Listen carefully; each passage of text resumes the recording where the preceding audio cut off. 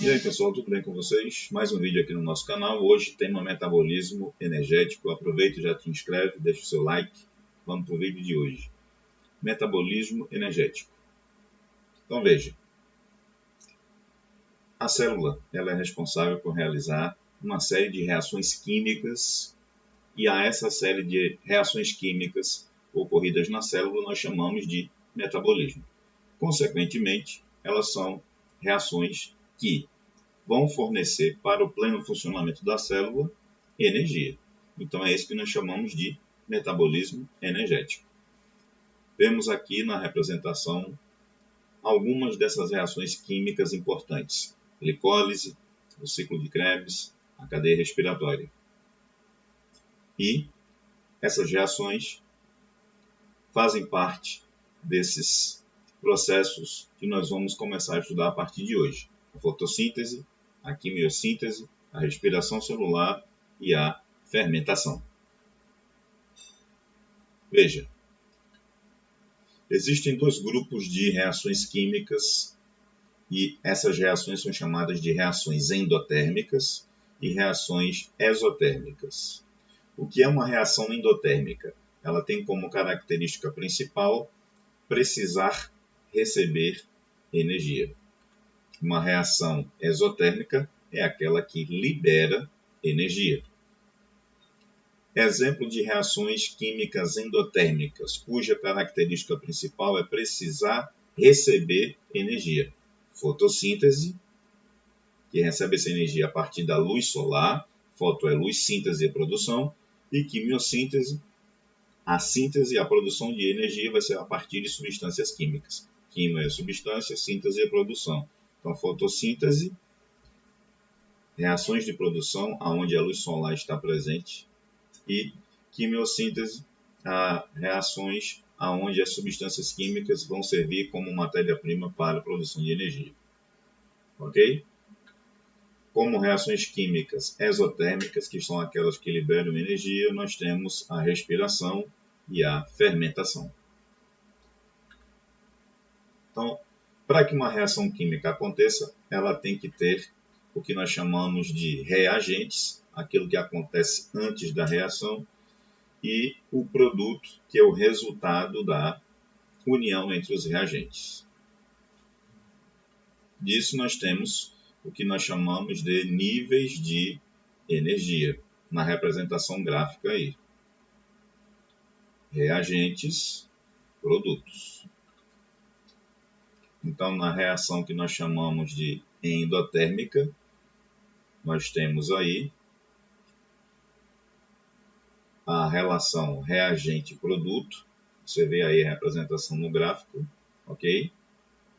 E na reação exotérmica, você vê aí também na representação gráfica a relação entre reagente e produto, ok?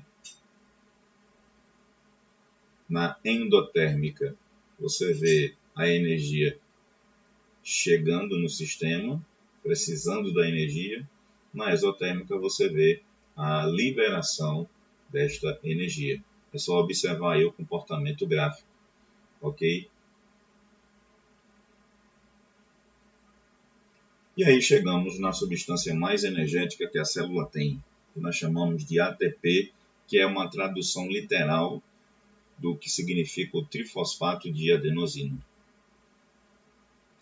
Este composto armazena em suas ligações fosfato parte da energia desprendida pelas reações exotérmicas e tem a capacidade de liberar, por hidrólise,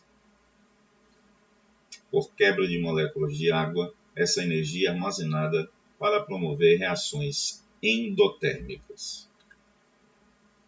Então, a molécula de ATP, ela é, na verdade, a soma entre adenina, que é uma base nitrogenada, um composto derivado de nitrogênio, como vocês observam aí, mais uma pentose, um monossacarídeo, formado por 5 átomos de carbono, que é chamado de ribose. E aí, a base nitrogenada associada à ribose, nós chamamos essa associação de nucleosídeo.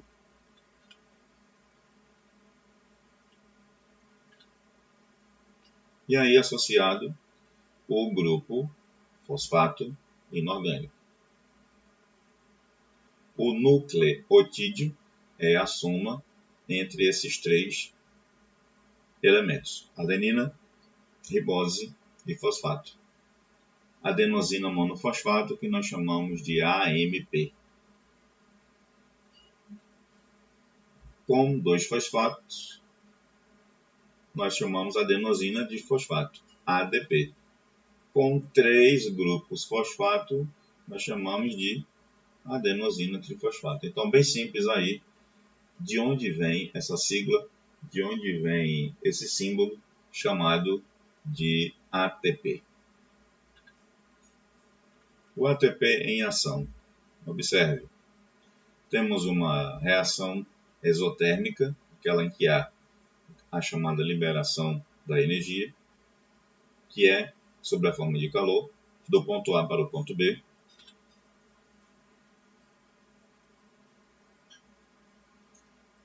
E o ADP mais outro grupo fosfato inorgânico, formando o ATP, corresponde ao que nós chamamos de uma reação endotérmica, aquela que necessita de energia para que as coisas aconteçam. E em seguida, novamente, esse ATP vai ser convertido em ADP, que é o difosfato de adenosina, novamente uma reação exotérmica. Do ponto D para o ponto C. São as chamadas reações acopladas, ok? Uma é dependente automaticamente da outra. E aí nós temos a fotossíntese, que é o principal processo autotrófico realizada pelos seres clorofilados, representado por plantas, representados por alguns protistas, representados por bactérias, fotossintetizantes e por também cianobactérias.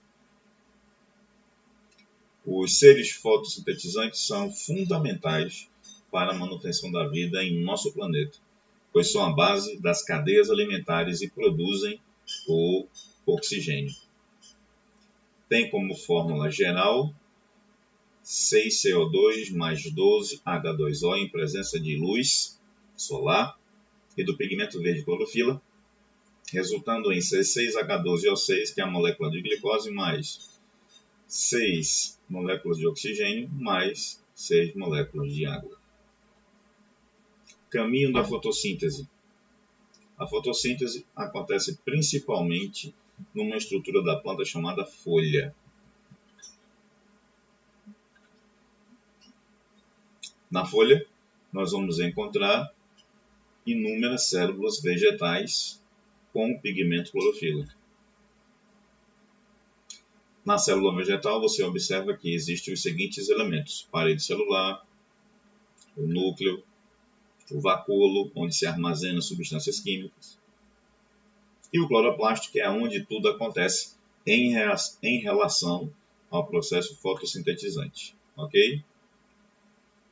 Vemos que a partir daí, nessa unidade chamada de cloroplasto, que é formado pela membrana externa, membrana interna, estroma, onde nós temos nessa organela a presença de material genético na forma de DNA, grano ou grana, que é o conjunto de elementos que tem a forma de uma moeda chamada de tilacoides. Cada uma dessas unidades que tem a forma de uma moeda, que é chamada de tilacoide, ao conjunto dele que nós chamamos de grano, ok? Cada unidade chamada de tilacoide. A membrana do tilacoide, que é muito semelhante à estrutura da membrana plasmática, ou seja, tem uma bicamada lipídica e uma camada entre elas de proteína. O que nós chamamos de complexo antena, e onde fica a molécula de clorofila. Sobre as etapas, nós temos a etapa fotoquímica, que é aquela, como o próprio nome diz, dependente da luz, é a chamada reações de claro, ou fase de dia da fotossíntese, ou fase luminosa da fotossíntese, e a fase química, que é a chamada reação de escuro.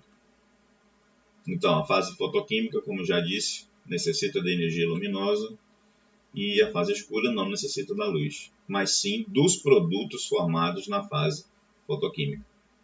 Uma observação importante é que a clorofila reflete a luz verde e absorve com maior eficiência os comprimentos de onda das luzes azul e vermelha. Então, na fotossíntese em ação, você tem aquela unidade que eu acabei de chamar de cloroplasto, a presença da luz solar e da água, a estrutura da membrana do tilacoide, onde acontece a etapa 1, ou fotoquímica,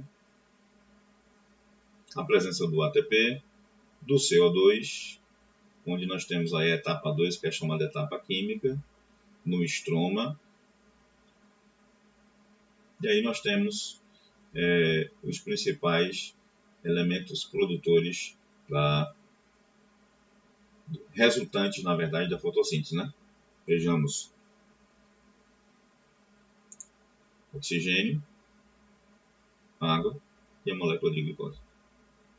Lembrando, né, aquela velha história, né, do ATP, ADP e a formação de NADP, glicose. Na etapa fotoquímica, nós temos as seguintes ações: reagentes, produtos e local. Ações: fotofosforilação e fotólise da água. Fotofosforilação, ganho e perda de radicais fosfato em presença da luz. E fotólise da água é a quebra da molécula de água pela ação da luz. Os reagentes: luz solar, água, ADP e NADP. Os produtos: oxigênio, ATP e NADPH2. O local: tilacoides, como a gente já falou. E repetindo, né, a fotofosforilação é a adição de fosfato em presença de luz, com a transferência de energia captada pela clorofila para as moléculas de ATP. E fotólise da água é a quebra da água por enzimas localizadas nos tilacoides sob a ação da luz, liberando oxigênio e a formação do chamado NADPH2. Como já falamos anteriormente, a fotólise da água é a quebra da molécula de água pela presença de luz. Nós temos aí a reação acontecendo e nós chamamos isso aí de fotólise da água, onde é liberado 4 radicais positivos do íon hidrônio, hidrogênio, mais 4 elétrons, e o resultado é este aí que vocês estão vendo aí, tá? Somando esses 4 radicais mais a chamada NADP, você vai ter no final o que nós chamamos de NADPH2. Nada mais, nada menos do que as chamadas reações de oxirredução, tá? Ganho e perda de elétrons, ganho e perda de energia, ganho e perda de átomos, consequentemente de moléculas. Essa é a chamada fotólise da água. Fotofosforilação, que é a adição de radicais de fosfato em presença de luz. Mais uma vez está aí o ADP, convertendo-se em ATP. Na etapa química, ações, reagentes, produtos, local. Ações, nós temos o chamado ciclo das pentoses, também chamado de ciclo de Kelvin. Os reagentes são CO2, ATP, NADPH2, carboidratos, a glicose e a água. E o local lá no estroma. Ciclo das pentoses, como eu acabei de dizer, né? Proposto pela primeira vez em 1961 por Melvin Calvin, daí o nome se chamado de ciclo de Calvin. É nada mais nada menos do que a demonstração da fixação do carbono, que é o elemento presente no meio abiótico, no meio não vivo, passando para o meio vivo, chamado de meio biótico, o chamado ciclo do carbono.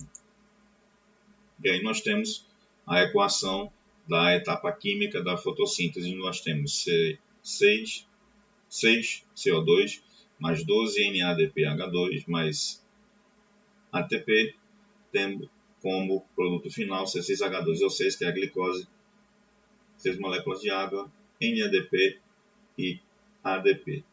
NADP e NP, que isso aqui junto todo mundo já sabe que é o ATP. Ok? Observe aí o comportamento dos reagentes. Uma observação importante: as partes verdes das plantas, representadas principalmente pelas folhas, são as únicas capazes de realizar a fotossíntese. O oxigênio liberado pela fotossíntese realiza pelos eucariontes e cianobactérias provém da água e não do gás carbônico.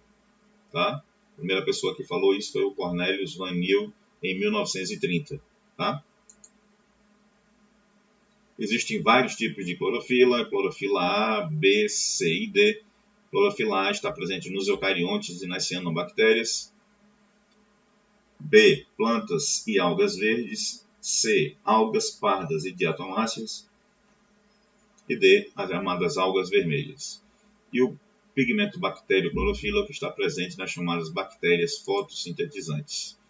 O açúcar produzido na fotossíntese, parte serve para sintetizar outras moléculas orgânicas, como por exemplo a sacarose e a celulose, são utilizadas pela própria estrutura da mitocôndria em 50% e são também armazenadas na forma de reserva energética, na forma de amido, nas raízes, nos tubérculos, que são chamados de caules subterrâneos, e nos frutos. A respiração é a reação contrária à fotossíntese, por isso que ela aparece aqui. Ó. É exatamente a reação contrária à fotossíntese. Ela pega os produtos da fotossíntese, glicose e oxigênio, absorve o oxigênio e usa essa fonte molecular aqui com uma energia e libera CO2 e água, que são exatamente aquilo que será pego pelos seres fotossintetizantes e convertidos novamente no produto que é utilizado na respiração. Lembrando a respiração aeróbica. Processo de síntese de ATP que envolve a cadeia respiratória. Nós temos dois tipos de respiração diferentes, a aeróbica, em que o aceptor final de hidrogênios é o oxigênio, e na anaeróbia, onde o que é aceptor final de hidrogênio não é o oxigênio, e sim outra substância química, como sulfato ou nitrato. Nos eucariontes, a respiração acontece da seguinte maneira. Está aqui o produto, né? Glicose. Acontece a degradação dessa glicose, que nós chamamos de glicólise, gerando uma substância chamada piruvato, onde você tem um saldo de 2 ATP, a chamada fase anaeróbia, ou seja, fora da mitocôndria. Dentro da mitocôndria você tem isso aqui, ó, tá? O que nós chamamos de ciclo de Krebs, com a liberação de 2 ATP e de 2 átomos de hidrogênio. Na cadeia respiratória, ao longo da estruturação da mitocôndria, na matriz mitocondrial, você tem um saldo final de 32 a 34 ATPs, dependendo de como está o chamado balanço ou equilíbrio energético na cadeia respiratória em relação à água e ao oxigênio, que nós chamamos de fase aeróbia. Então, a respiração aeróbia, utilizadas por procariontes, protistas, fungos, plantas e animais. Molécula principal, glicólise. Etapas: glicólise, que não utiliza o oxigênio, acontece fora da mitocôndria. O ciclo de Krebs e a cadeia respiratória, que usa o oxigênio. Uma observação importante: procariontes, glicólise e ciclo de Krebs ocorrem no citoplasma, porque procarionte não tem mitocôndria. E a cadeia respiratória na membrana plasmática. Nos eucariontes, a glicólise ocorre no citoplasma, que a gente chama de citosol, e nas mitocôndrias, o ciclo de Krebs na matriz e a cadeia respiratória nas cristas mitocondriais. E esse foi o vídeo de hoje. Se você gostou, deixe o seu like, compartilhe e até a próxima.